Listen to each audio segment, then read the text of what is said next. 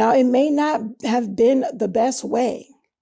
It may have been the right way, as some people say it, where the husband sat down, told his wife before they even got married, or whatever the case may be. It could be the ideal way. And it still will cause some emotions to well up, some insecurities. We are women. We are emotional. It's natural. It's normal.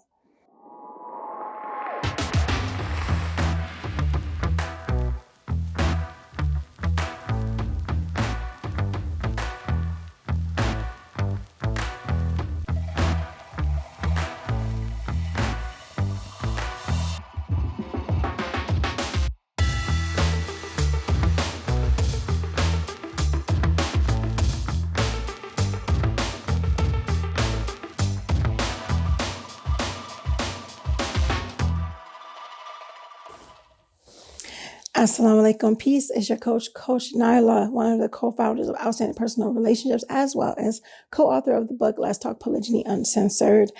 Okay, so let's talk about the real homewrecker when it comes to polygyny. Who's the real homewrecker? See, it's been said and it's been put out there that incoming wives are the ones that are wrecking the home, that are causing the problems, that are being the interruptions when it comes to polygyny. And a lot of people don't think that. Well, you have some people that think that. I don't know everybody, and I don't know a whole lot of people, but I do know that that's the thing that gets put out there, that the incoming wife is the homewrecker. Or they're called homewreckers. So that is pretty much putting that out there.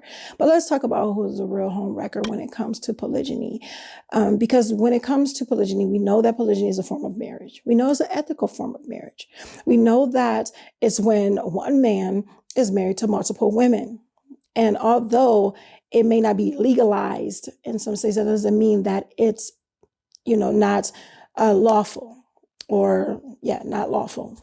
Because the Most High allowed it to be. And actually in polygyny is very regulated on what it's supposed to look like. So in Islam, I don't know if I said that, in Islam is regulated to what it's supposed to be and how we're supposed to live in kindness with each other and treat each other, period, in life, but also in polygyny. So that is put out there as well. So the real homewrecker. If you happen to have experienced this or know someone who has experienced this, let me know in the comments. All right. Let me know if you experienced that. Either put a hand up like you have, or give some information, or give a story of how that happened to you, or somebody that experienced this, where you, as an initial wife, are feeling away about polygyny, or feeling away about your husband marrying again, even not about polygyny, because you could probably love polygyny for someone else.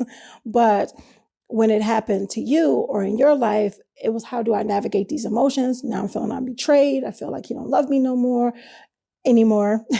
And these different things like that. And you have someone in your ear, whether it's supposed to be a friend, a family member, or whatever, that said, girl, I don't know why he did that. You know what, you should divorce him. He don't care about you. Or you're feeling away and you're going for help and assistance, or you're not going for help and assistance. You're actually just upset behind it, and you're ranting, and you're, spilling your feelings and your thoughts and things as far as that. And she is right on the bandwagon with you. I know that's right, girl. You shouldn't even take that. You should go ahead and march down there and give this girl a piece of your mind, and these different things. I don't know if people really talk like that, but, some may, because I've been in a number of situations where I had to look and say, am I in high school still? I'm looking for my locker now. I'm looking, and it's not even high school. It's like I didn't even have people that behave like that went to high school with me. This was like more elementary or middle school, where you have people feeding into the negativity and the jealousies and the hatred and the insecurities. That's what I experienced that time. I mean, I experienced that throughout my life, but when I usually see it, that's where I see it, when we are not as mature as we should be. So when you have a person that's in your ear or someone that's hyping you up for something negative, that's not your friend. That's a person that's trying to destroy something, that's working to destroy your marriage. Now, it may not have been the best way. It may have been the right way, as some people say it, where the husband sat down, told his wife before they even got married, or whatever the case may be. It could be the ideal way. And it still will cause some emotions to well up, some insecurities. We are women. We are emotional. It's natural. It's normal. But if you have a person in your life or people in your life who are looking for your destruction and the demise of your marriage, because your marriage was good at first, supposedly it was good. But now, since he married again, now the marriage is all gone to crap. Is that necessarily true? Or unless you are having people feed into the negative emotions. Now, if you have someone else that's saying, you know what, maybe, you are an amazing person.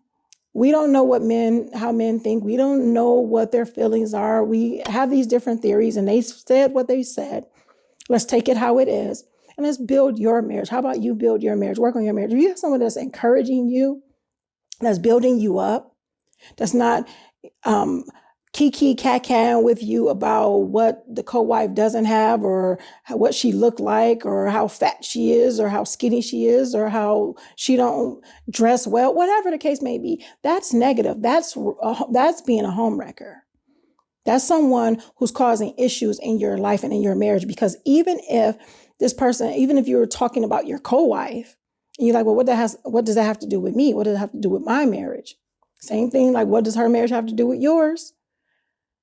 What does that have to do with what it has to do with your marriage is that it looks as though that you're being shady, that you're being petty, you're being catty, and it's not mature. And husbands who are trying to grow their families and trying to be protectors and providers and maintainers, that's not good for them. That's not peaceful. So it can cause some detriment in your marriage. And as for incoming wives, if you have someone in your ear talking about how you are the new best thing and everything like that, and you don't have to worry about the co-wife this, and now we're not saying be best friends. You may not have to be. I mean, you don't have to be, but you may not be. That's okay.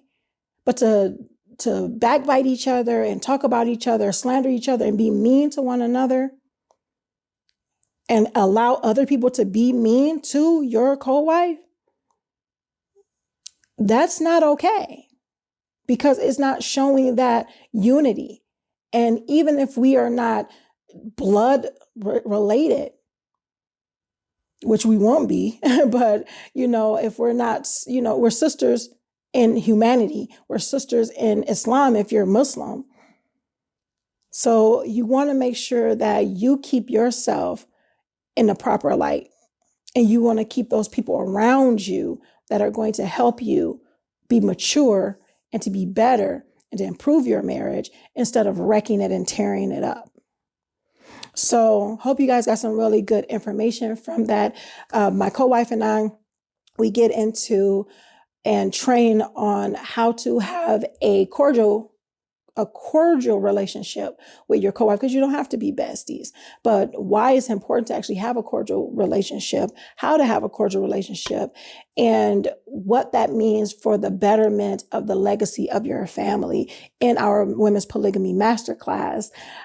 So if you have not registered for it, make sure you register and look at the links in the description, because that's where it will be.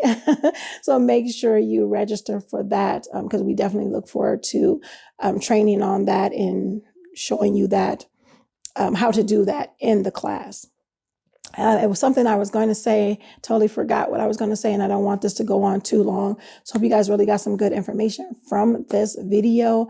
We definitely got to be careful with the homewreckers that we are allowing in our lives and not look at, we have to mind our own marriage. And that's also being mindful of who we are allowing to give us advice and whose advice we are actually taking when it comes to our marriages, because they are not us and they are not living the life that we are living.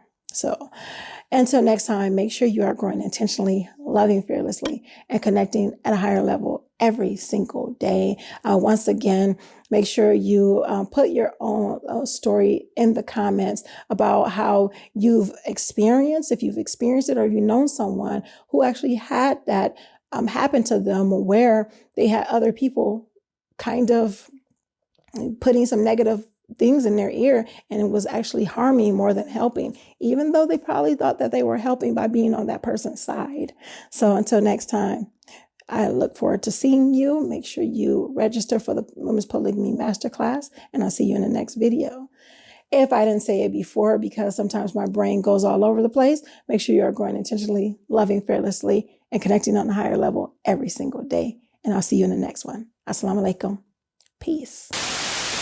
Pardon the interruption. I just had to interrupt myself just for a second, just to give you guys some good information. I'm super excited because I opened up the group coaching program. I heard the request, so I did it. So if you want to improve and increase your emotional intelligence, your femininity, as well as your self-confidence, make sure you go to coachnyla.com or click the link below in the description. I look forward to seeing you in the sessions. Now, let's get back to the video.